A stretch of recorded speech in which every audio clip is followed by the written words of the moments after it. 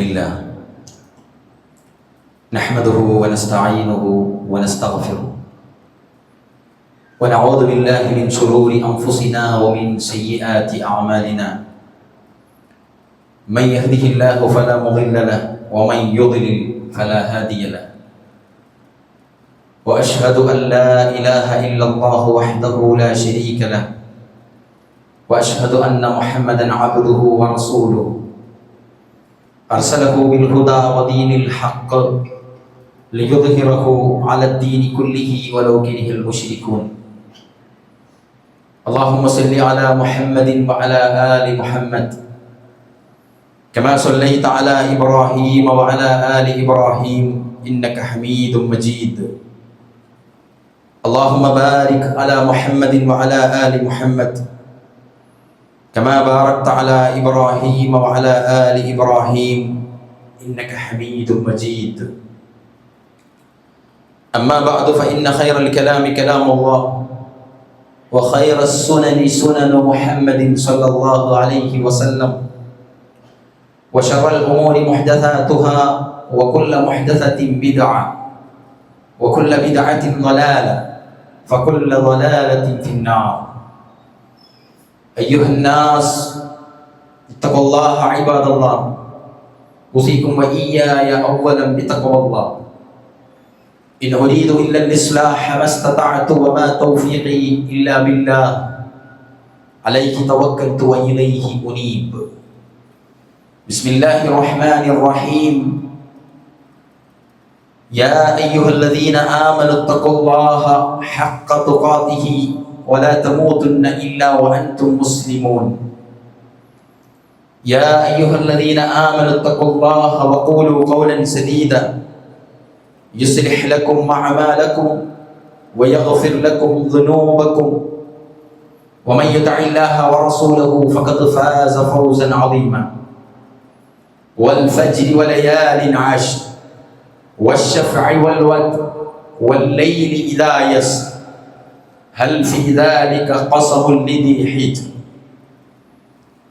ഏറെ ബഹുമാനമുള്ള സത്യവിശ്വാസികളെ സത്യവിശ്വാസിനികളെ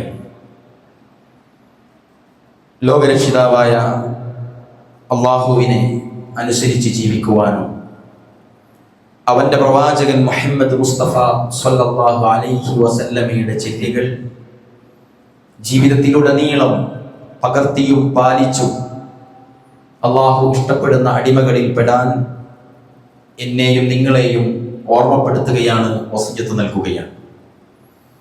അത്തരുണത്തിൽ ജീവിതം മുന്നോട്ട് നയിക്കുവാനും അവസാനം സന്തോഷപൂർവ്വം റബ്ബിനെ കണ്ടുമുട്ടാനുമുള്ള തൗഫീഖ് നൽകി അള്ളാഹു നമ്മെ എല്ലാവരെയും അനുഗ്രഹിക്കുമാറാവട്ടെ.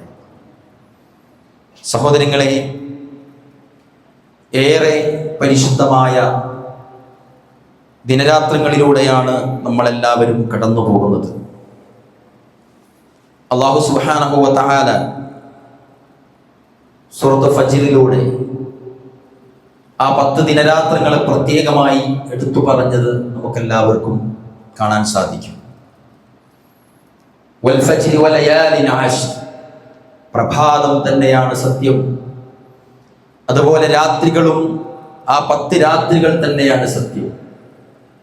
ആ 10 രാത്രികൾ എന്നതുകൊണ്ട് ഉദ്ദേശിച്ചത് അല്ലാഹു സുബ്ഹാനഹു വ തആല ദുൽഹിജ്ജയിലെ ശ്രേഷ്ഠകരമായ ആദ്യത്തെ 10 ദിവസങ്ങളെ പറ്റിയാണ് എന്ന് പണ്ഡിതന്മാർ അഖിലവും അഭിപ്രായം രേഖപ്പെടുത്തിയത് നമുക്ക് കാണാൻ സാധിക്കും. ആ ദിനരാത്രങ്ങളിൽ പരമാവധി പുണ്യങ്ങൾ സൽക്കർമ്മങ്ങളിൽ നിരതരായിക്കൊണ്ട് നേടിയെടുക്കുക എന്നത് സത്യവിശ്വാസികളെ സംബന്ധിച്ചിടത്തോളം ഏറെ അഭികാമ്യമാണ് എന്ന് പ്രവാചകൻ സല്ലല്ലാഹു അലൈഹി വസല്ലമയുടെ ഹദീസുകളിൽ നിന്ന് നമുക്ക് മനസ്സിലാക്കാൻ സാധിക്കും. ഇമാം ഔസാഇ റഹിമഹുല്ലാഹ് അദ്ദേഹം പറഞ്ഞു, പകലിൽ നോമ്പെടുത്തും രാത്രി കാവലിരുന്നു അള്ളാഹുവിന്റെ മാർഗത്തിൽ യുദ്ധം ചെയ്യുന്നവർ തുല്യമാണ് ദുൽഹിജ്ജ ദിനത്തിലെ ആദ്യ ദിനങ്ങളിലെ പ്രവർത്തനങ്ങളുടെ ഫലം എന്ന് അദ്ദേഹം പറഞ്ഞിട്ടുണ്ട്. എന്ന് പറഞ്ഞാൽ പകലിന് നോമ്പെടുക്കുകയും രാത്രി യുദ്ധമുഖത്ത് കാവലിരിക്കുകയും ചെയ്യുന്ന യുദ്ധമുഖത്തെ ഒരു ഭടന് സമാനമാണ് ദുൽഹിജ്ജയിലെ ആദ്യത്തിലെ ദിവസങ്ങളിലെ പ്രവർത്തനങ്ങളിൽ സജീവമായി നിൽക്കുന്ന ആളുകൾ എന്ന് അദ്ദേഹം പറയുകയുണ്ടായി.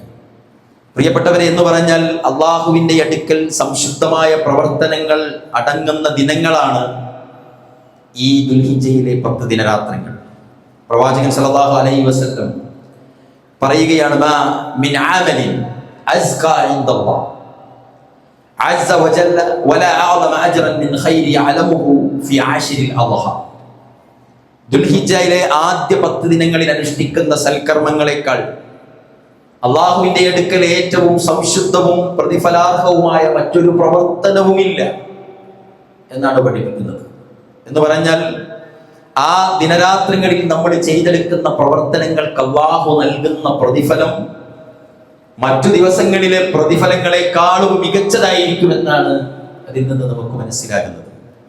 ശ്രേഷ്ഠാരാധനകൾ ഒരുമിക്കുന്ന ദിനമാണ്. നമ്മൾ കഴിഞ്ഞ ഖുതുബയിൽ അത് സൂചിപ്പിച്ചിട്ടുണ്ട്. എല്ലാ ആരാധനകളും ഇബാദത്തുകളുടെ മാതാക്കൾ, ഉമ്മഹാത്തുൽ ഇബാദ എന്നറിയപ്പെടുന്ന ഇസ്ലാമിന്റെ സ്തംഭങ്ങളായ 5 നേരത്തെ നിർബന്ധ നമസ്കാരം, അതുപോലെ നോമ്പ്, അതുപോലെ സക്കാത്ത്, ഹജ്ജ് തുടങ്ങിയവയെല്ലാം സംഗമിക്കുന്ന ഒരു സംഗമസ്ഥാനമാണ് ദുൽഹിജ്ജയിലെ 10 ദിനരാത്രങ്ങൾ. ഖാല ഇബ്നുൽ ഹജർ അൽ അസ്ഖലാനി റഹിമഹുല്ലാഹ് അദ്ദേഹം പറയുകയാണ്, വല്ലദി യുദ്ഹിറു അന്ന സബബി ഫിൽ ഇംതിയാസ് ആശിരി ദിൽഹിജ്ജ لمكان الاجتماع أمهات العبادة فيه وهي الصلاة والصيام والصدقة والحج ولا يتأتى ذلك في غيره. ഫത്ഹുൽ ബാരിയിലാണ് അദ്ദേഹം അത് രേഖപ്പെടുത്തിയിരിക്കുന്നത്. ദുൽഹിജ്ജയിലെ 10 ദിനങ്ങളുടെ പ്രത്യേകത എന്തെന്നാൽ നമസ്കാരവും നോമ്പും സ്വതക്കയും ഹജ്ജും എന്നീ അടിസ്ഥാന ആരാധനകൾ ഒരുമിച്ച് വരുന്ന ദിനങ്ങളാണ് ഇവ എന്നതാണ്. മറ്റൊരു ദിനങ്ങളിലും ഈ എല്ലാ ഇബാദത്തുകളും ഒരുമിച്ച് വരുന്നേയില്ല. റമദാനിൽ ഹജ്ജ് വരുന്നില്ല. മറ്റു മാസങ്ങളിൽ, പല മാസങ്ങളിൽ ചിലപ്പോൾ ഈ പറഞ്ഞതുപോലുള്ള ചില ആരാധനകൾ മാത്രമായി ഒതുങ്ങുന്നതാണ്. എന്ന് പറഞ്ഞാൽ ഈ മാസങ്ങളിലെല്ലാം ഒന്നിക്കുന്നു എന്നതർത്ഥം. അള്ളാഹുവാണ് സത്യം. അള്ളാഹു പോലും സത്യം ചെയ്തു പറഞ്ഞ ദിനങ്ങൾ എന്ന് പറഞ്ഞ ദിനങ്ങളാണിത്. ഇന്ന ദിനങ്ങളാണ് സത്യം. പ്രഭാതം തന്നെയാണ് സത്യം. വൽ ഫജ്രി വലയാലിൻ ആശർ.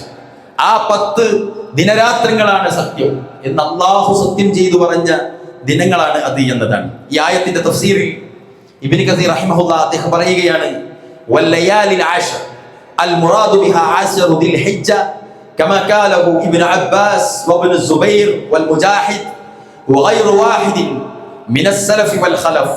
10 രാവുകൾ എന്നതിന്റെ ഉദ്ദേശം ദുൽഹിജ്ജയിലെ 10 ദിനരാത്രങ്ങളാണ്. ഇബ്നു അബ്ബാസും ഇബ്നു സുബൈറും മുജാഹിദും പോലെയുള്ള റഹിമഹുല്ലാഹു അൻഹു തുടങ്ങിയ അനേകം സലഫുകളുടെയും ഖലഫുകളുടെയും അഭിപ്രായത്തിൽ അതങ്ങനെയാണ്.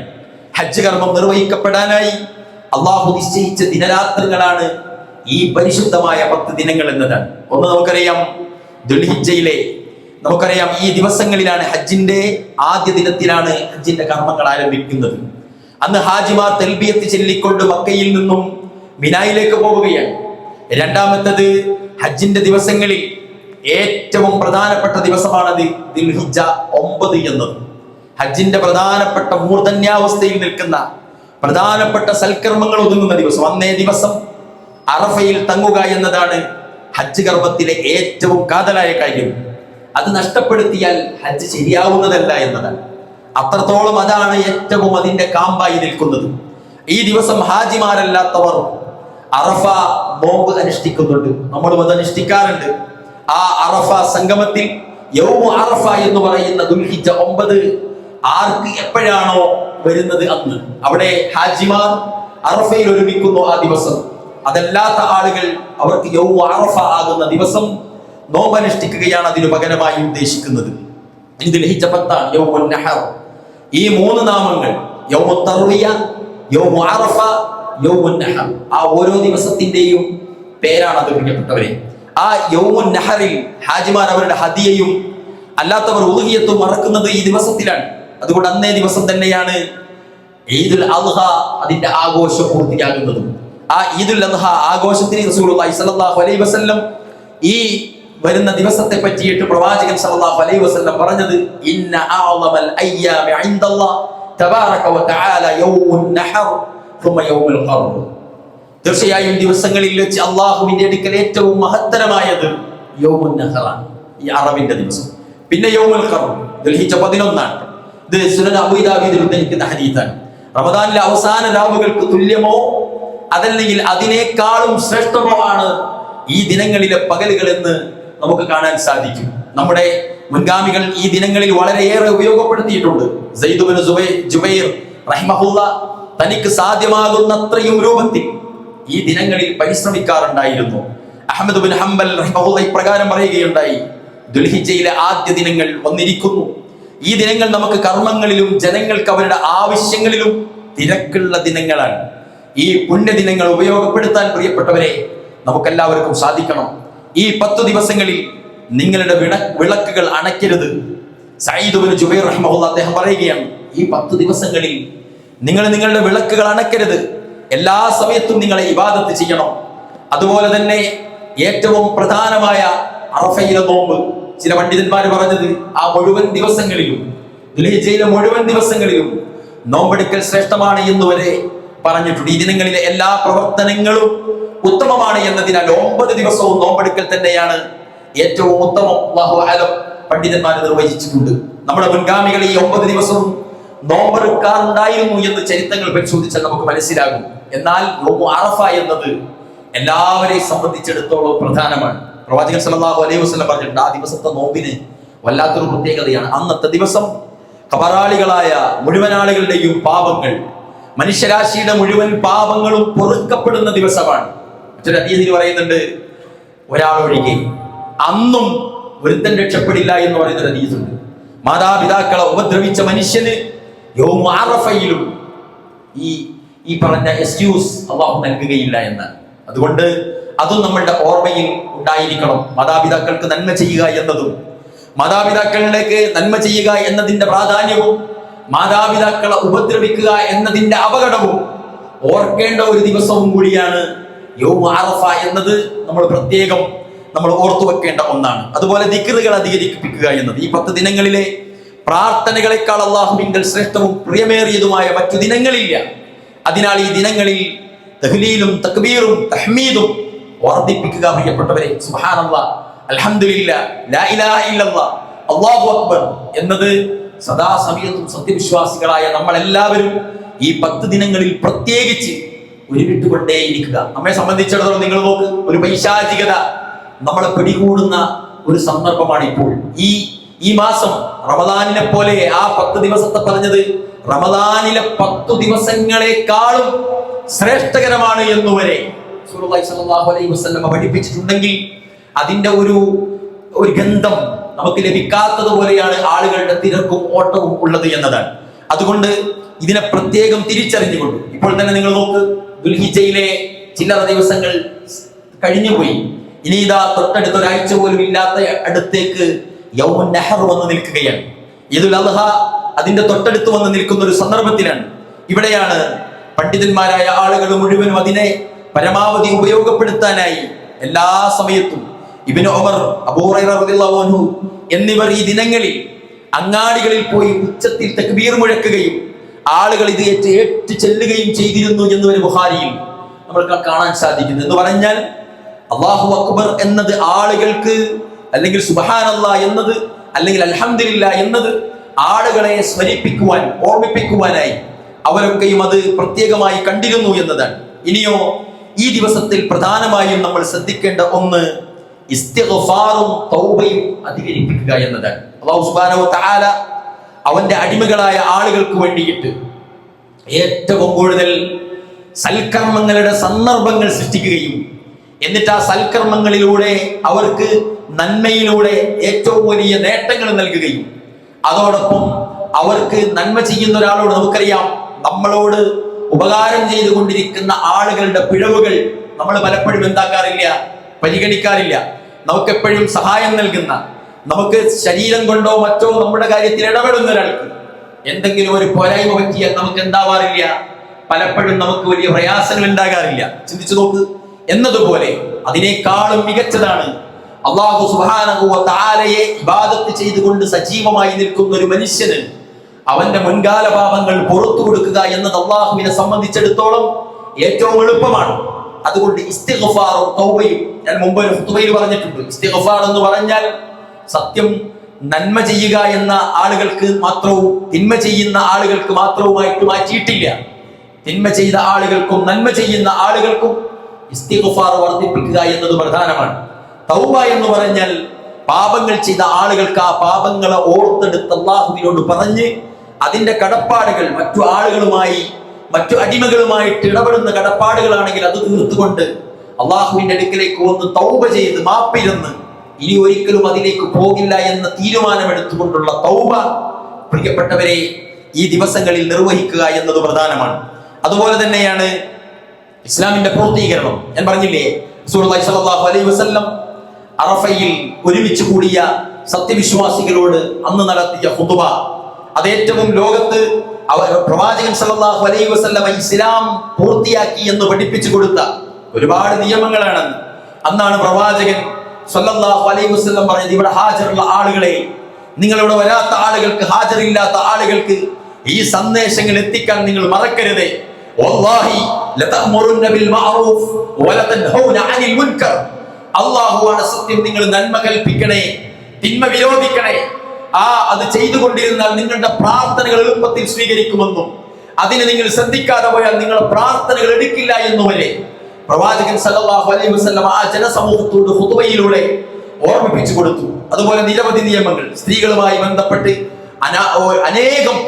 അനേകം ആശ്വാസകരമായ നിയമങ്ങൾ, അതുപോലെ തന്നെ സ്വത്വബോധവും അതേപോലെ തന്നെ കാര്യങ്ങളോടുള്ള കാര്യദർശിയും വർദ്ധിപ്പിക്കാനുള്ള ഏറ്റവും മനോഹരമായ ഇസ്ലാമിന്റെ നിയമങ്ങൾ പറഞ്ഞു പൂർത്തീകരിച്ച് എന്നിട്ട് പറഞ്ഞു, ഇതാ ഈ പ്രകാശപൂരിതമായ പാതയിലേക്ക് വിട്ടേച്ചുകൊണ്ടാണ് ഞാൻ മടങ്ങുന്നത്.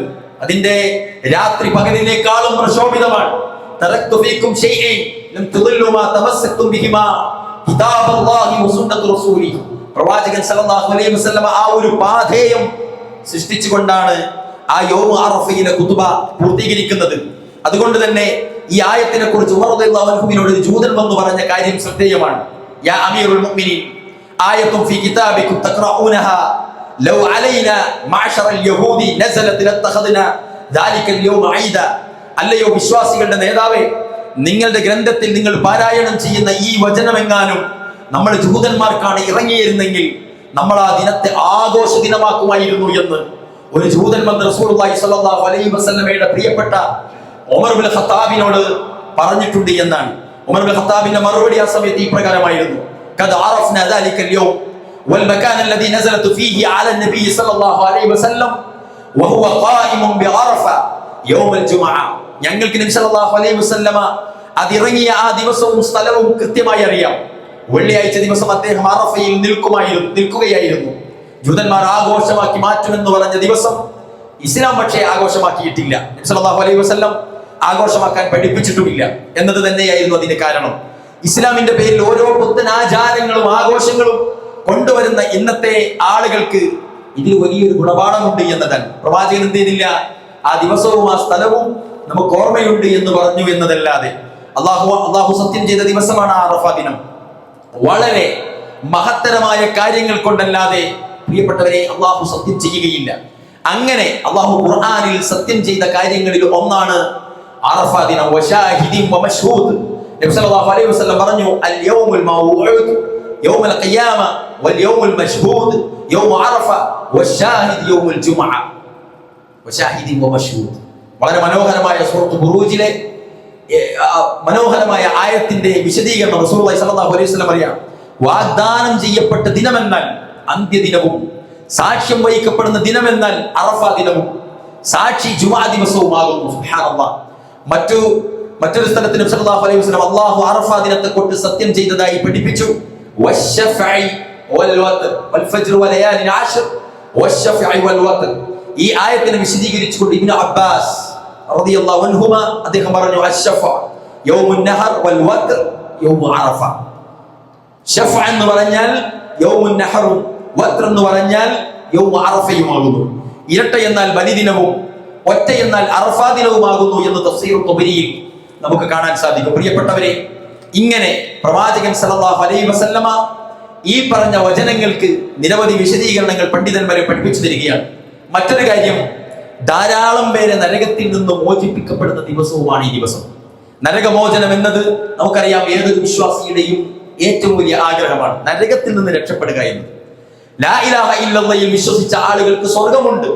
പക്ഷെ അവരിലുള്ള മഹാപാപങ്ങൾ പലപ്പോഴും നമ്മെ എല്ലാവരെയും നരകത്തിലേക്ക് എത്തിക്കും. ആ നരകം അങ്ങനെയുള്ള ആളുകൾ രുചിക്കുക തന്നെ ചെയ്യും. ശേഷക്കാലം അവരുടെ വിശ്വാസത്തിന്റെ ആദർശം അടിസ്ഥാനത്തിൽ അവർ സ്വർഗത്തിലേക്ക് മാറ്റപ്പെടും. പക്ഷേ നരകം എന്നത് പിന്നീട് സ്വർഗത്തിലേക്ക് എത്തുമെങ്കിലും നരകത്തിലായിക്കോട്ടെ എന്ന് വിചാരിക്കാൻ പറ്റുന്ന ഒന്നല്ല പ്രിയപ്പെട്ടവരെ. നമ്മളുടെ കൈത്തുമ്പിൽ ഒരു പൊള്ളലേൽക്കുമ്പോൾ ഇത് നാളെ മാറും, അല്ലെങ്കിൽ ഒരു മാസം കൊണ്ട് മാറും എന്ന ധൈര്യത്തിൽ ആർക്കും പൊള്ളിക്കാൻ തോന്നില്ല പ്രിയപ്പെട്ടവരെ. ബുദ്ധിയുള്ള ഒരാളും ഇതൊരു മാസം കഴിഞ്ഞാൽ അല്ലെങ്കിൽ 6 മാസം കഴിഞ്ഞാൽ ഭേദപ്പെടും എന്ന് വിചാരിച്ചിട്ട് ഈ പറഞ്ഞ അപകടത്തിലേക്ക് ആരും നിലവെക്കാറില്ല എന്നതുപോലെയല്ല, അതിനേക്കാളും വലുതാണ്. കാരണം റസൂലുള്ളാഹി സ്വല്ലല്ലാഹു അലൈഹി വസല്ലം നരകത്തിന്റെ തീജ്വാലയെ പറ്റി പറഞ്ഞത് അങ്ങനെയാണ്, നിങ്ങൾ ഈ നാട്ടിൽ കണ്ട തീജ്വാലകളിൽ ഏറ്റവും വലിയ എല്ലാ തീജ്വാലകളും എടുത്തു നോക്കിയാലും നരകത്തിലെ 70 തീജ്വാലകളിൽ ഒന്നാകുന്നുള്ളൂ അത് എന്നാണ്. 71 നമ്മൾ ഈ കണ്ട തീജ്വാലകൾക്കുള്ളൂ. നമ്മൾ ഏതൊക്കെയോ രാജ്യങ്ങൾ കത്തുന്നത് കണ്ടിട്ടുണ്ട്. കപ്പലുകളും വിമാനങ്ങളും ബോംബറുകളും സൃഷ്ടിക്കുന്ന വലിയ തീജ്വാലകളെ നമ്മൾ സാക്ഷിയായിട്ടുണ്ട്. നിരവധി സ്ഥാപനങ്ങൾ അഗ്നിക്കിരയായത് നമ്മൾ കണ്ടിട്ടുണ്ട്. ഇതെല്ലാം തന്നെ നരകത്തിലെ തീജ്വാലകളിൽ 70-ൽ 1 പ്രിയപ്പെട്ടവരെ, നമ്മെ സംബന്ധിച്ചിടത്തോളം നരകത്തിൽ നിന്ന് രക്ഷപ്പെടുക എന്നത് നമ്മളുടെ അടിസ്ഥാന ആഗ്രഹവും ലക്ഷ്യവുമാക്കി മാറ്റുക എന്നത് പ്രധാനമാണ്. ഈ 10 ദിനങ്ങളിൽ ഒരു സത്യവിശ്വാസിയുടെ മനസ്സിന്റെ ഉള്ളിൽ നിന്ന് വരുന്ന തേങ്ങലിന്റെ ഒന്നാമത്തെ ലക്ഷ്യവും തന്റെ നരകപ്രവേശനത്തിൽ നിന്ന് താൻ രക്ഷപ്പെടുക എന്നതാണ്. തന്റെ പാപങ്ങൾ എന്തൊക്കെയാണെന്ന് തനിക്ക് അറിയുകയുള്ളൂ. താൻ ആരായിട്ടാണ് ഈ ദുനിയാവിൽ ജീവിക്കുന്നത് എന്ന് തനിക്ക് അറിയുകയുള്ളൂ. കുടുംബത്തിന്റെ മുമ്പിലും സമൂഹത്തിന്റെ മുമ്പിലും എത്ര കപടതയിൽ നമ്മൾ ജീവിതം മുന്നോട്ട് കൊണ്ടുപോയാലും അല്ലാഹു സുബ്ഹാനഹു വ തആല അറിയുന്ന ഞാൻ, അല്ലാഹു സുബ്ഹാനഹു വ തആല അറിയുന്ന എന്റെ കൽബകം ഏത് ലക്ഷ്യത്തിലേക്കാണോ നീങ്ങിക്കൊണ്ടിരിക്കുന്നത് തദടിസ്ഥാനത്തിലാണ് തന്റെ നരകവും സ്വർഗവും നിർണയിക്കപ്പെടുക എന്ന് ബോധ്യമുള്ളവന് ഈ വരുന്ന ദിനരാത്രങ്ങളിൽ നരകമോചനത്തിനു വേണ്ടി തേടുക എന്നത് പ്രധാനമാണ്. അല്ലാഹുമ്മ ഇന്നി അഊദു ബിക മിൻ അദാബി ജഹന്നം വമിൻ അദാബിൽ ഖബ്ർ വമിൻ ഫിത്നത്തിൽ മഹ്യാ വൽ മമാത് വമിൻ ഫിത്നത്തിൽ മസീഹി ദജ്ജാൽ അല്ലാഹുമ്മ ഇന്നാ നഊദു ബിക അല്ലാഹുമ്മ ഇന്നാ നസ്അലുകൽ ജന്ന വനഊദു ബിക മിനൻ നാർ എന്നുപോലുള്ള പ്രാർത്ഥനകൾ അധികരിപ്പിച്ചുകൊണ്ട് നരകത്തിൽ നിന്ന് പ്രിയപ്പെട്ടവരെ രക്ഷപ്പെടുക, മോചിക്കപ്പെടുക എന്നത് പ്രധാനമാക്കുക. ഈ ദിനത്തിൽ അള്ളാഹു ധാരാളം പേരെ നരകത്തിൽ നിന്ന് മോചിപ്പിക്കുന്നുണ്ട് എന്നാണ് ഹദീസുകളിൽ കാണുന്നത്. അറഫാ ദിനത്തേക്കാൾ ശ്രദ്ധിച്ചോളി, അറഫാ ദിനത്തേക്കാൾ ഇന്ന റസൂലുള്ളാഹി സ്വല്ലല്ലാഹു അലൈഹി വസല്ലം ഖാൽ മാ മിൻ യൗമി അക്തരി മിൻ അൻ യുഅതഫില്ലാഹു ഫീഹി അബ്ദൻ മിനൻ നാരി മിൻ യൗമി അറഫ. മുസ്ലിം ഉദ്ധരിക്കുന്ന ഹദീസിൽ പറയുകയാണ്, അറഫാ ദിനത്തേക്കാൾ അള്ളാഹു അടിമകളെ നരകത്തിൽ നിന്നും മോചിപ്പിക്കുന്ന മറ്റൊരു ദിനമില്ല. അറഫാ ദിനത്തിലാണ് ഏറ്റവും കൂടുതൽ ആളുകൾ അള്ളാഹു നരകത്തിൽ നിന്ന് മോചിപ്പിക്കപ്പെടുക. പ്രിയപ്പെട്ടവരെ, പ്രാർത്ഥിക്കുക നമ്മളെല്ലാവരും. ആ വിഭാഗത്തിൽ അള്ളാഹു സുബ്ഹാനഹു വ തആല നമ്മെ എല്ലാവരെയും ഉൾപ്പെടുത്തി അനുഗ്രഹിക്കുമാറാവട്ടെ.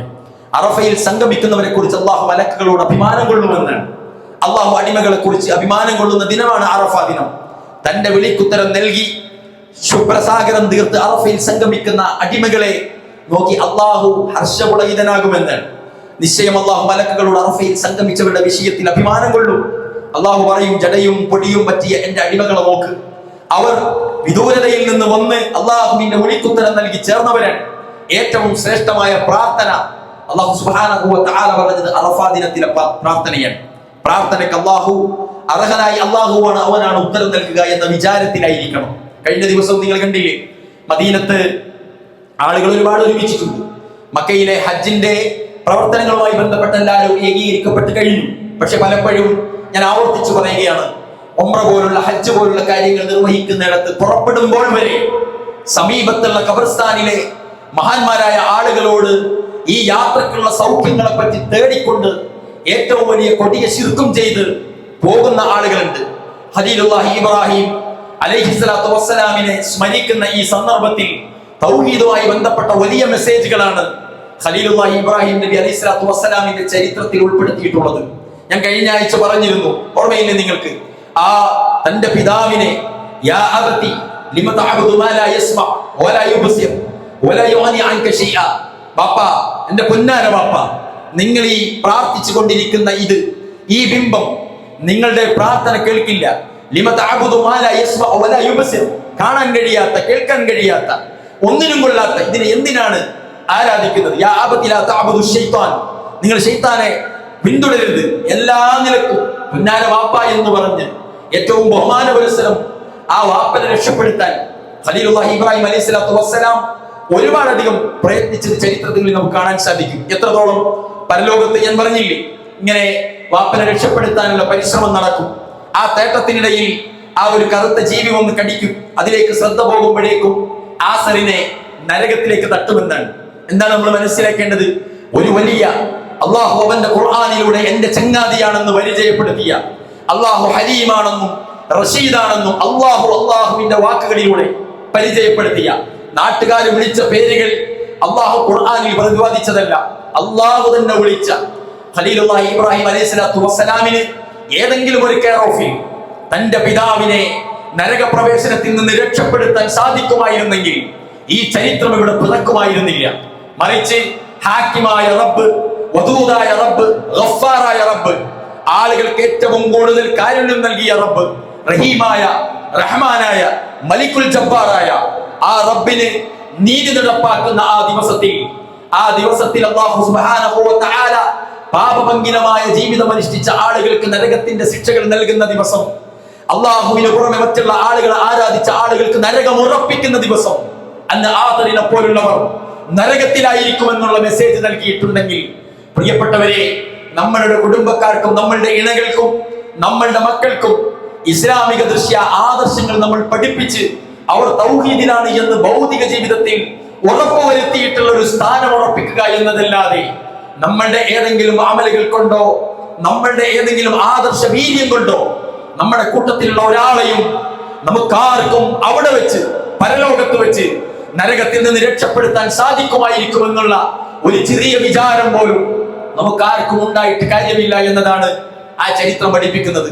അതുകൊണ്ട് അല്ലാഹു സുബ്ഹാനഹു വ തആല ഈ ദുനിയാവിൽ അറഫ കുന്നിന്റെ താഴ്വരയിൽ ഒരുമിച്ച് കൂടിയ ആ ഏറ്റവും വലിയ വെളിച്ചം വീശിയ ദിവസം, ഏറ്റവും വലിയ കഠോരമായ വെയിലത്ത് സഹാബാക്കൾ ഇന്നത്തെ സാങ്കേതിക സംവിധാനങ്ങൾ ഇല്ലാത്ത ആ അറഫ കുന്നിന്റെ ഓരത്ത് ഒരുമിച്ച് കൂടിയ ആളുകളോട് അല്ലാഹുവാണ് സത്യം എന്ന് പറഞ്ഞ റസൂലുള്ള പറഞ്ഞ, വല്ലാഹി ലതഅമുറുന ബിൽ മഅറൂഫ് വതൻഹൗന അനിൽ മുൻകർ, നിങ്ങൾ നന്മ കൽപ്പിക്കും, കുടുംബത്തിനകത്തും തീന്മേശയ്ക്ക് ചുറ്റിലും നിങ്ങളുടെ കുടുംബ വാഹനത്തിലും നിങ്ങളുടെ കുടുംബക്കാരോടൊപ്പം ചെയ്യുന്ന യാത്രക്കിടയിലും നന്മകൾ പെരുപ്പിക്കുവിൻ, ഇല്ല എങ്കിൽ നിങ്ങളുടെ പ്രാർത്ഥന പോലും അള്ളാഹു സ്വീകരിക്കില്ലെന്ന് റസൂലുള്ളാഹി സ്വല്ലല്ലാഹു അലൈഹി വസല്ലം പഠിപ്പിച്ചിട്ടുണ്ടെങ്കിൽ, പ്രിയപ്പെട്ടവരെ, ഉത്തരവാദിത്വം ഇനിയും നമുക്ക് അധികരിച്ചിട്ടുണ്ട് എന്നാണ് ഈ ദിവസങ്ങളിൽ നമ്മൾ ഓർമ്മിക്കേണ്ടത്.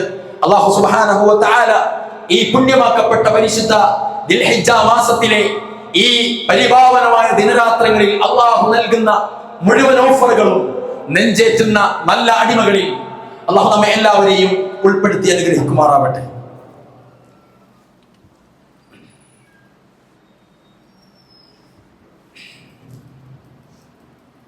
അൽഹംദുലില്ലാഹ് الذي علم بالقلم علم الإنسان ما لم يعلم أيها الناس اتقوا الله عباد الله ഉസൈക്കും വഇയ്യായ സാനിയം ബിതഖ്വല്ലാഹ്. സഹോദരങ്ങളെ, പരിശുദ്ധ ഹജ്ജിലെ പുണ്യദിനങ്ങളിൽ നമ്മളും ശ്രദ്ധിക്കേണ്ട കാര്യങ്ങളാണ് നമ്മൾ പറഞ്ഞു വന്നത്. പ്രധാനമായും നമ്മുടെ മനസ്സിൽ നിൽക്കുന്നത് അറഫ ദിവസത്തിലാണ്. ആ അറഫ നോമ്പ് അനുഷ്ഠിക്കേണ്ടത് എന്നത് പലപ്പോഴും എല്ലാ വർഷവും ആളുകൾക്കിടയിൽ വസ്വാസം ഉണ്ടാക്കുന്ന, സംശയമുണ്ടാക്കുന്ന കാര്യമായി നിലനിൽക്കുകയാണ്. ഞാൻ നേരത്തെ പറഞ്ഞതുപോലെ യൗമ അറഫ എന്ന് പറഞ്ഞാൽ ദുൽഹിജ്ജ 9 പേരാണ്. യൗമുൻ നഹർ ദുൽഹിജ്ജ 10, യൗമുൽ തർവിയ ദുൽഹിജ്ജ 8. അപ്പോൾ സ്വാഭാവികമായിട്ടും അറഫ നോമ്പ് നോൽക്കേണ്ടത് ദുൽഹിജ്ജ 9 നമ്മുടെ നാട്ടിൽ അറഫ ദിനത്തിലാണ് നമ്മൾ നോൽക്കേണ്ടത്. ഹാജിമാർ അറഫയിൽ ഒരുമിക്കുമ്പോൾ നിങ്ങൾ നോമ്പെടുക്കുക എന്നല്ല റസൂലുള്ളാഹി സ്വല്ലല്ലാഹു അലൈഹി വസല്ലം പറഞ്ഞത്. അറഫയിൽ സംഗമിക്കുമ്പോൾ നോമ്പെടുക്കുക എന്നത് അസാധ്യവും അപ്രായോഗികവുമാണ്. കാരണം അതിന്റെ സമയവും പല നാടുകളുടെ എന്താ പറയുക, സൂര്യൻ ഭ്രമണപഥത്തിൽ സഞ്ചരിക്കുന്ന സഞ്ചാര ദിശക്കനുസരിച്ച് രാവും പകലുകളും വ്യത്യാസപ്പെടുന്ന ലോകഘടനയിൽ ഒരിക്കലും അത് പ്രാക്ടിക്കൽ അല്ല എന്ന് നമുക്ക് മനസ്സിലാക്കാൻ ചെറിയ ബുദ്ധിമതിയാകും. അതുപോലെ തന്നെ ഹാജിമാർ അറഫയിൽ സംഗമിക്കുന്ന സമയം ലോകത്ത് പല സ്ഥലത്തും പല അവസ്ഥയാണ്.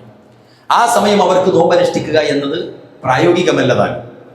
നമ്മുടെ നാട്ടിൽ അറഫാ ദിനവും പെരുന്നാളും തീരുമാനിക്കേണ്ടത് ഇവിടത്തെ നമ്മളുടെ ചന്ദ്രപ്പിറവിയും അതുപോലെ കാഴ്ചയും അടിസ്ഥാനപ്പെടുത്തിയിട്ടാണ്. ലോകത്തെ എല്ലായിടത്തും ഒറ്റ മാസപ്പിറവി മതി എന്നത് ഒരിക്കലും പ്രായോഗികമോ സാർവലൗകികവുമല്ല. ഒരു സ്ഥലത്ത് പകലായിരിക്കുമ്പോൾ മറ്റൊരിടത്ത് രാത്രിയായിരിക്കും. മാത്രവുമല്ല, ഇനി അങ്ങനെ ഇങ്ങനെ നോക്കാനോ തീരുമാനിക്കാനോ ഉള്ള ഒരു ജമാഅത്തോ പണ്ഡിത സഭയോ സംവിധാനങ്ങളോ ഇല്ലാത്തൊരു രാജ്യത്ത് അതിന്റെ സമീപത്തുള്ള വിശ്വസ്ത ശരീഅത്തുള്ള ഒരു നാടിനെ അവലംബിക്കുന്നത് പോലെ ഇതൊക്കെയും വ്യത്യാസപ്പെട്ട് കിടക്കുന്ന സംവിധാനങ്ങളുള്ള ഒരു നാട്ടിൽ ഏതെങ്കിലും ഒരു രാജ്യത്ത് അവലംബിച്ചാൽ മതി എന്നിടത്ത് ചുരുങ്ങേണ്ടതല്ല നമ്മളുടെ ബുദ്ധിയും സംവിധാനവും എന്ന് നമ്മൾ മനസ്സിലാക്കുക. അതിനാൽ ഓരോ നാട്ടിലും എന്നാണോ ദുൽഹിജ്ജ 9 അന്ന് അനുഷ്ഠിക്കുക എന്നതാണ്. ദുൽഹിജ്ജ 9ന്റെ പേരാണ് യൗമു അറഫ എന്ന് ഞാൻ നേരത്തെ പറഞ്ഞു. അപ്പൊ ആ അറഫാ ദിനത്തിൽ തഹ്ലീൽ അധികരിപ്പിക്കാൻ റസൂലുള്ളാഹി സ്വല്ലല്ലാഹു അലൈഹി വസല്ലമ പറഞ്ഞിട്ടുണ്ട്. ലാ ഇലാഹ ഇല്ലല്ലാഹു വഹ്ദഹു ലാ ശരീക ലഹു ലഹുൽ മുൽക്കു വലഹുൽ ഹംദു വഹുവ അലാ കുല്ലി ഷൈഇൻ ഖദീർ എന്ന് നമ്മൾ ആവർത്തിച്ചുകൊണ്ട് റസൂലുള്ളാഹി സ്വല്ലല്ലാഹു അലൈഹി വസല്ലമ ചൊല്ലിക്കൊണ്ടിരിക്കാൻ പഠിപ്പിച്ചു.